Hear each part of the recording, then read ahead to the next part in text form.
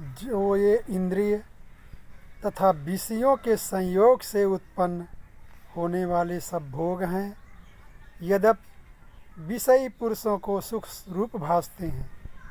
तो भी दुख के ही हेतु हैं और आदि अंत वाले अर्थात अनित्य हैं। इसलिए हे अर्जुन, बुद्धिमान विवेकी पुरुष उनमें नहीं रमता।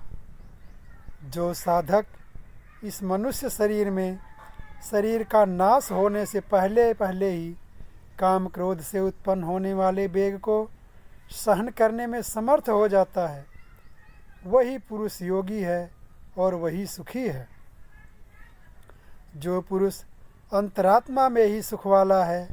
आत्मा में ही रमण करने वाला है तथा जो आत्मा में ही ज्ञान वाला है, वह सच्चिदानंद घन परब्रह्म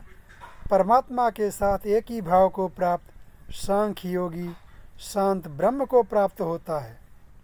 जिनके सब पाप नष्ट हो गए हैं, जिनके सब संशय ज्ञान के द्वारा निवृत्त हो गए हैं तथा जो संपूर्ण प्राणियों के हित में रत है और जिनका जीता हुआ मन निश्चल भाव से परमात्मा में स्थित है, वे ब्रह्मवेत्ता पुरुष शांत ब्रह्म को प्राप्त होते हैं। काम क्रोध से रहित जीते हुए चित्त वाले पर ब्रह्म परमात्मा का साक्षात्कार किए हुए ज्ञानी पुरुषों के लिए सब ओर से शांत पर ब्रह्म परमात्मा ही परिपूर्ण है। बाहर के विषय भोगों को न चिंतन करता हुआ बाहर ही निकाल कर और नेत्रों की दृष्टि को भ्रिकुटी के बीच में स्थित करके तथा नासिका में विचरने वाले प्राण और अपान वायु को सम करके जिसकी इंद्रियां, मन और बुद्धि जीती हुई हैं,